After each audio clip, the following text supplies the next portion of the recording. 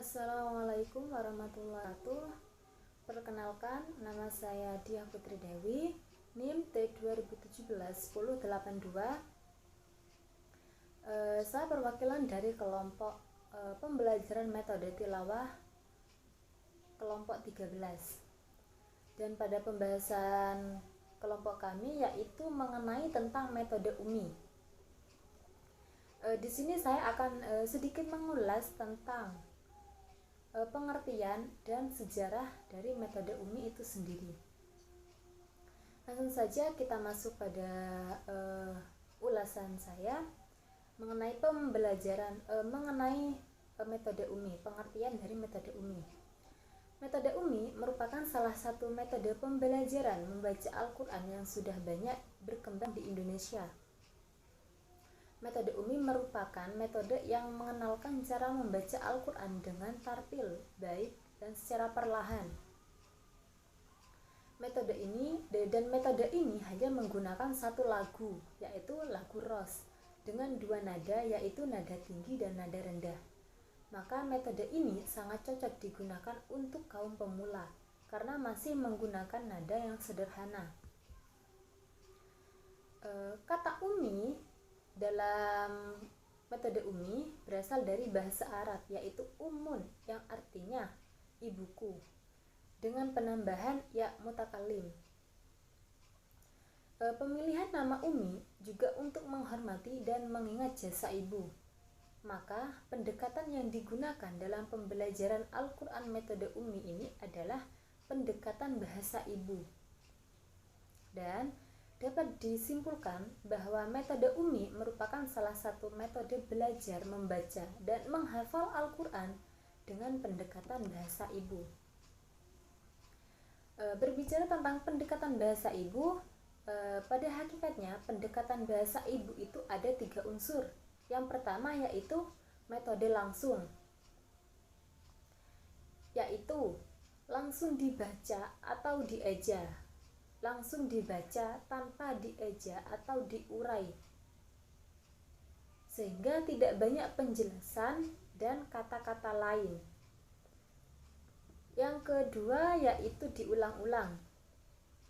Bacaan Al-Quran akan semakin kelihatan keindahannya, kekuatan dan kemudahannya ketika kita mengulang-ulang ayat atau surah dalam Al-Quran, sebagaimana seorang ibu dalam mengajarkan bahasa kepada anaknya.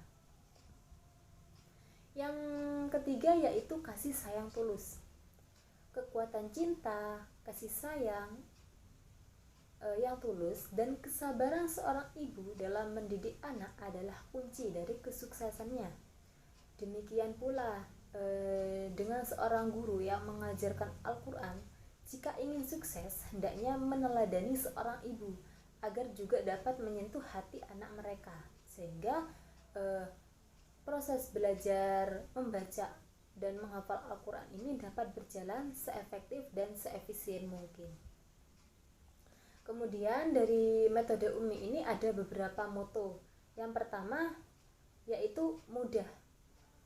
Metode UMI ini didesain untuk mudah dipelajari bagi siswa, mudah diajarkan bagi guru, dan mudah diimplementasikan dalam pembelajaran di sekolah formal maupun non-formal. Kemudian moto yang kedua yaitu menyenangkan. Metode UMI dilaksanakan melalui proses pembelajaran yang menarik dan menggunakan pendekatan yang menggembirakan, sehingga menghapus rasa takut dari peserta didik atau dari anak didik untuk belajar Al-Quran. Moto yang terakhir yaitu menyentuh hati. Para guru yang mengajarkan metode UMI tidak sekedar memberikan pembelajaran Al-Quran secara material teoritik saja, tetapi juga menyampaikan substansi akhlak Al-Quran yang diimplementasikan dalam sikap-sikap pada saat proses belajar mengajar berlangsung. Kemudian selain selain moto, di sini ada visi dan misi dari metode UMI. Visi metode UMI ialah UMI Foundation adalah menjadi lembaga terdepan dalam melahirkan generasi Qur'ani. Umi Foundation bercita-cita menjadi percontohan bagi lembaga-lembaga dalam mengembangkan pembelajaran Al-Quran yang mengedepankan pada kualitas dan kekuatan sistem.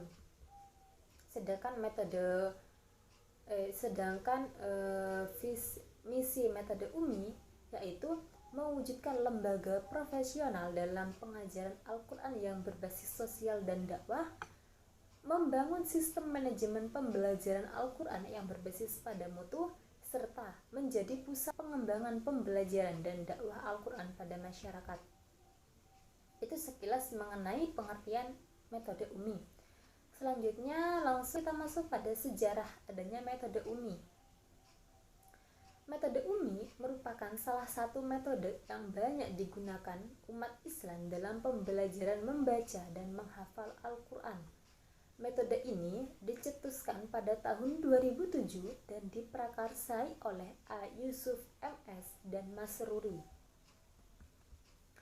Latar belakang diciptakannya metode ini adalah karena kepahaman dan keperluan umat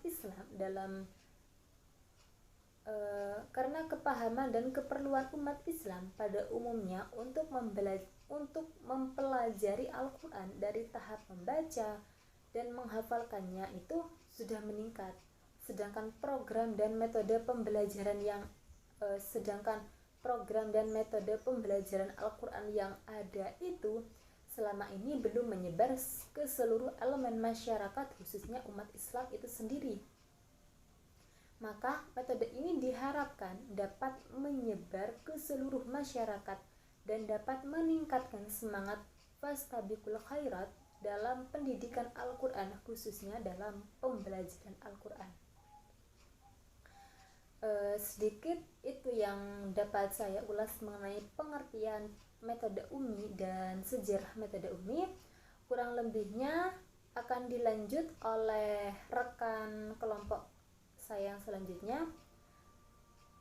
Sebelumnya saya mohon maaf jika ada kekurangan dan ketidakpahaman serta ketidaklengkapan dari penjelasan saya. Saya mohon maaf. Wassalamualaikum warahmatullahi wabarakatuh. Assalamualaikum warahmatullahi wabarakatuh. Saya Abdul Latif, NIM T2018-1209. Di sini saya akan menjelaskan sedikit tentang metode pembelajaran tilawah Al-Quran dengan metode Umi. Untuk dapat membaca Al-Quran dengan baik dan benar, harus melalui tahap memperbaiki bacaan tilawah atau tahsin tilawah, yang mana dalam hal ini ada dua hal yang menjadi target utama dalam program tahsin, yakni kemampuan membaca dengan lancar dan kemampuan membaca dengan benar. Kemampuan membaca secara lancar atau kuantitas adalah tahapan pertama untuk mencapai bacaan yang berkualitas atau mutqin. Karena kemampuan meningkatkan kuantitas tilawah Al-Quran setiap harinya itu bisa dicapai dengan cara mendengarkan kaset murattal yang standar yang akan berpengaruh pada proses tahsin yang lebih cepat. Setelah dirasa cukup mencapai target kemampuan membaca yang dengan lancar, untuk dapat membaca Al-Quran secara benar, ada satu proses yang sangat penting dan tidak boleh dianggap remeh keberadaannya oleh pembelajar Al-Quran, yaitu talaqi. Talaqi yakni belajar membaca dengan secara langsung dibimbing oleh guru Al-Quran, sehingga ia akan selalu mendapatkan pengarahan yang jelas dan benar setiap kali ada kesalahan dalam membacanya. Karena pembacaan Al-Quran di sini bukanlah berdasarkan ijtihad, melainkan riwayat, sehingga harus belajar atau talaqi melalui guru dan tidak dapat dipelajari sendiri atau otodidak.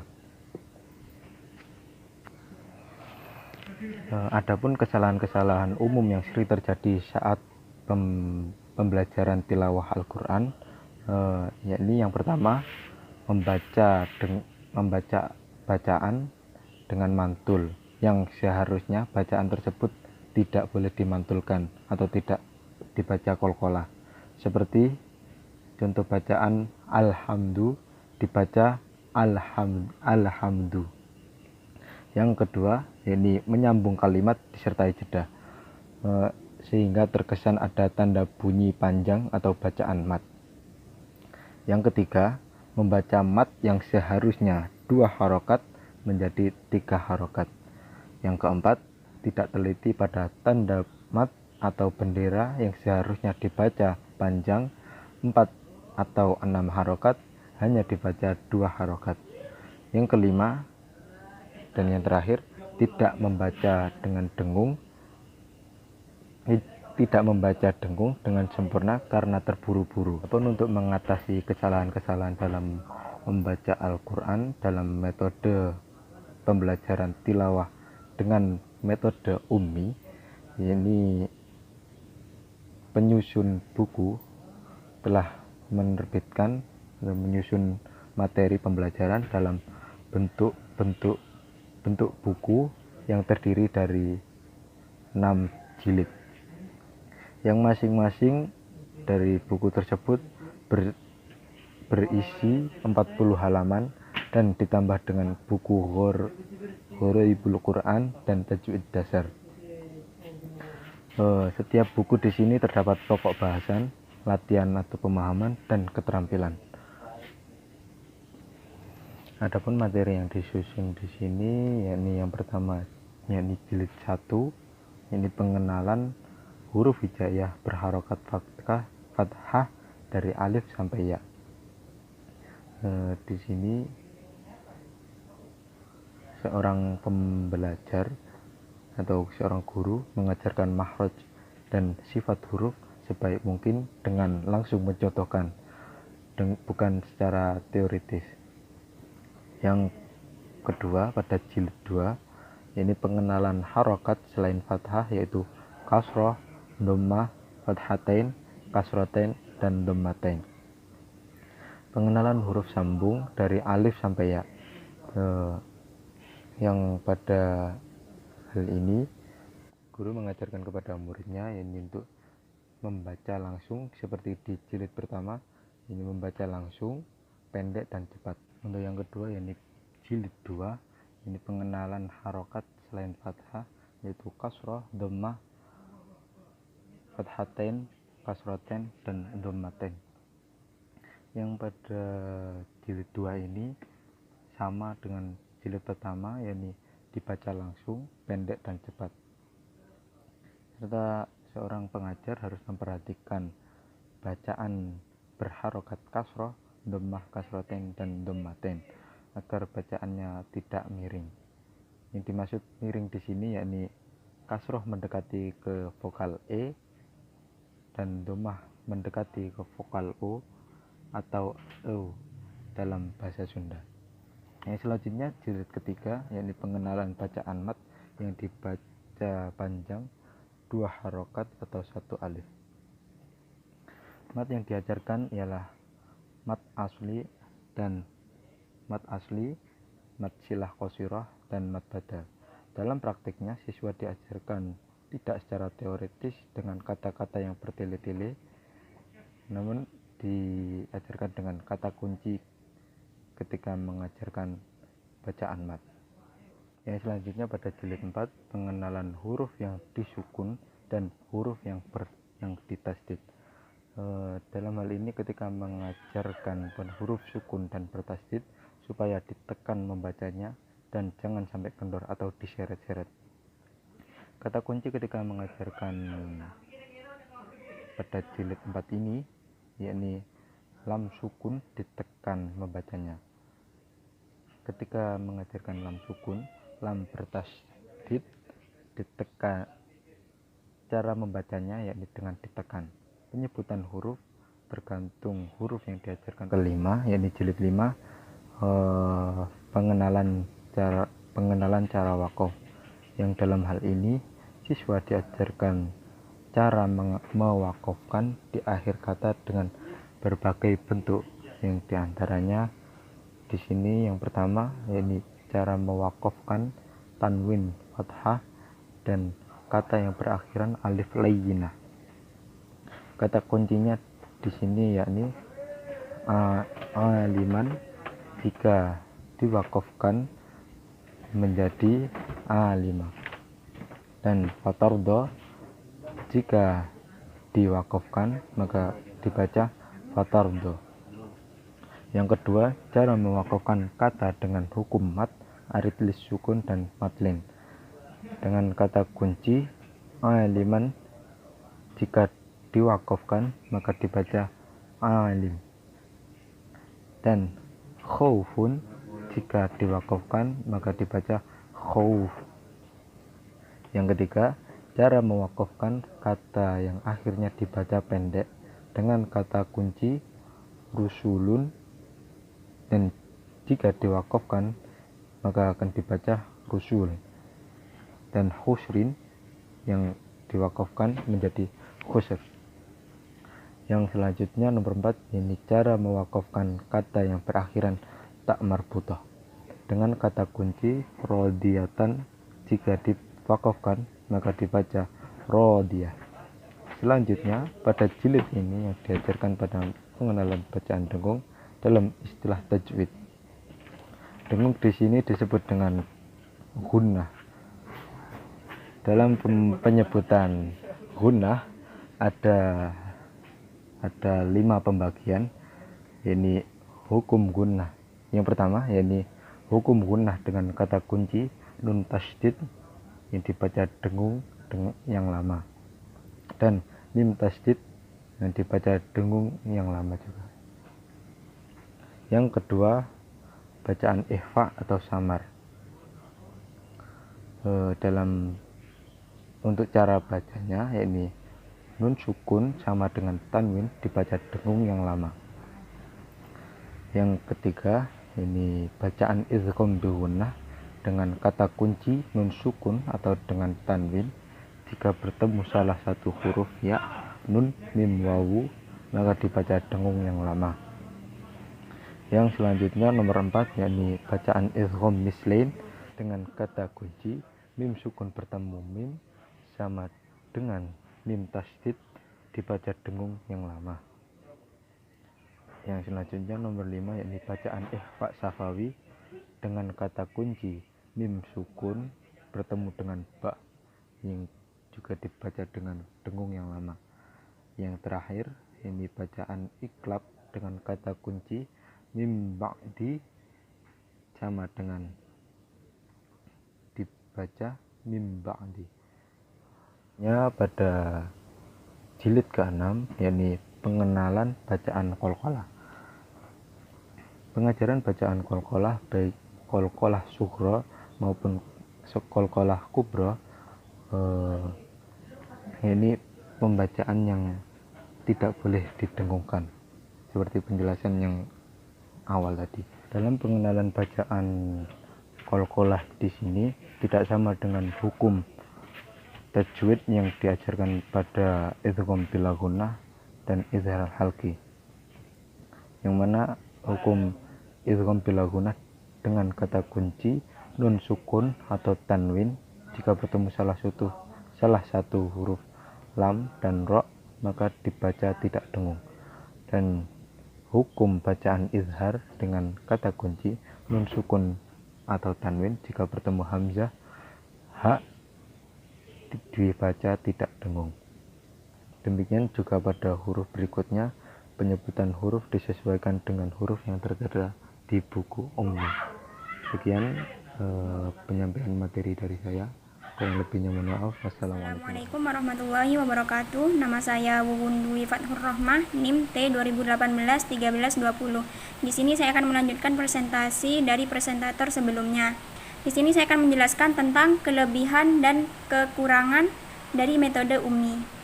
Untuk kelebihan sendiri itu ada 5 dan untuk kelemahannya ada 3. Yang pertama untuk kelebihan, yakni memiliki sistem dalam pembelajaran yaitu 10 pilar sistem berbasis mutu. Dan pilar-pilarnya yakni yang pertama goodwill management, sertifikasi guru, tahapan baik dan benar, target jelas dan terukur, mastery learning yang konsisten, waktu memadai, rasio guru dan siswa yang proporsional, kontrol internal dan eksternal, progress report setiap siswa dan kondisi yang handal. Jadi 10 pilar metode ini jika digunakan dengan baik akan menghasilkan siswa yang berkemampuan membaca Al-Quran dengan baik dan benar. Dan untuk kelebihan yang kedua, materi yang berstruktur dengan jilid 1-6 ditambah jilid gorib dan tajwid yang saling berkaitan.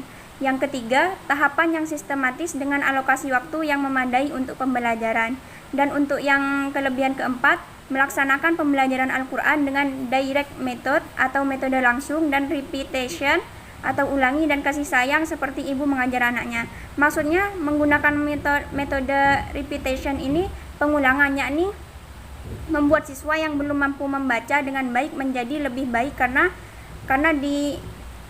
akan lebih termotivasi dalam belajarnya. Dan juga maksud dari metode dengan menggunakan kasih sayang atau dengan menggunakan kasih sayang seperti ibu mengajar anaknya, yakni cara mengajar gurunya lebih telaten kepada anak muridnya, yakni lebih telaten dan juga penuh dengan kasih sayang. Jadi dan juga penuh dengan rasa lemah lembut. Jadi anak itu akan merasa aman atau tidak merasa takut dengan guru Al-Quran.